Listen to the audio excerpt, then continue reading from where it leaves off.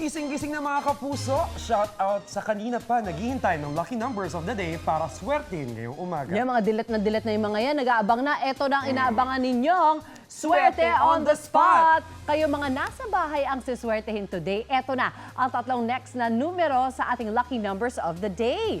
These are 499.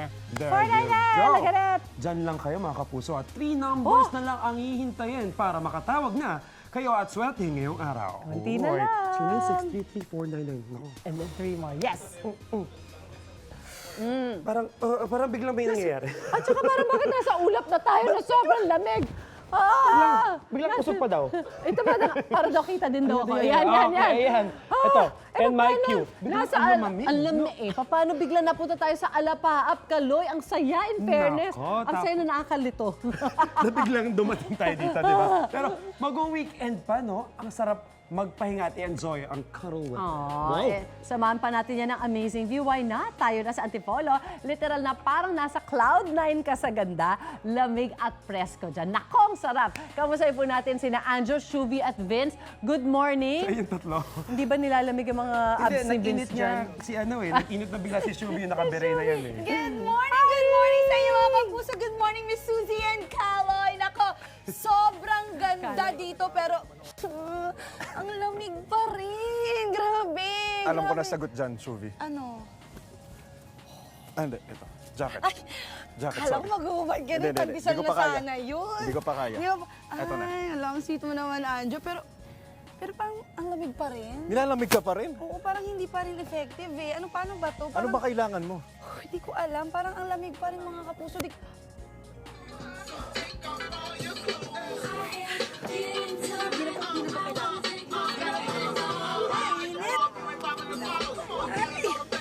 Eh, grabe!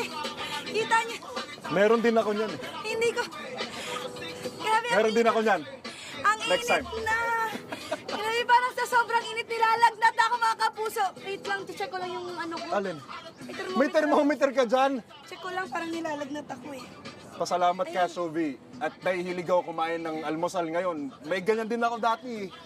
Eh, parang hindi ko rin din kakayanin. Isang buo na ngayon. May nakita ko isang buo, no? May, ayan. Baka pag makita ko rin yan, hindi ko na yan kayanin, mga kapuso. Pero sobrang init ko. Sobrang hot ngayong umaga. Parang hindi tumatalab yung lamig sa ganda ng place na to, mga kapuso. Nako, Friday na naman, which means weekend na bukas. Kaya naman, ano pang magandang gawin kundi mamasyal kasama ang pamilya at tropa. Tama ka dyan. Ibig sabihin yan, papasyal tayo pagtapos ng trabaho bukas. Pero mga kapuso, sa tropical country na tulad ng Pilipinas, no, bihira lang po ang malamig na panahon. Kaya naman ang mga taga-Antipolo, dinadayo po itong lugar na ito dito sa Cloud9 dahil meron silang malamig na simoy ng hangin, magandang view at syempre buong Antipolo kita mula dito sa kinakatayuan namin. Grabe, kitang-kita nga yung yung Sierra Madre, yung May kahidral buong pa Metro dyan. Manila. Oo. Buong Tsaka Pilipinas. yung Tagaytay, kitang-kita. Ay, oh. buong Pilipinas. Buong Pilipinas. Ay, Cebu ba yun? Ay, hindi pala. Pero wag mo masyado i-close Ay, para sorry, naman sorry. mainitan Ay, pa sorry, ako. Ang sorry, lamig sorry. nga. Eh, kailangan Shuvi, ko na... tumigil ka na dyan, magpa-fax muna. Mga kapuso, no? Speaking of Sierra Madre, ang Sierra Madre po ay tinatawag din na ang backbone of Luzon. Bukod po no, sa ito ang pinakamahabang mountain range dito sa Pilipinas na may sukat na 500 kilometers. Tinutulungan po nito na bawasan rin po yung lakas na paghampas ng malalakas sa bagyo dito sa ating bansa. Kaya matutawag din ito na natural barrier. At sa katunayan mga kapuso, makikita rin dito yung Mount Samat na kakagaling nyo lang, di ba, nung last Tuesday? Ay, naku, Nag-enjoy ka doon, di ba? Pinaalala mo pa ako sa third wheel moment ko. Pero ngayon, walang third wheel dahil wala si Cheska.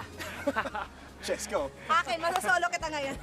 Joke lang. Grabe po ko dyan, pwede rin natin masubukan ang thrilling experience sa pagtawid sa hanging bridge nila na may 60 meters hanggang 600 meters ang taas above sea level. Nako, Grabe, ang taas naman nun. iinitin pa namin ang inyong malamig na umaga kung bakit. Nako, abangan lang yan sa inyong pambansang morning show kung saan laging una ka. Unang Hirit!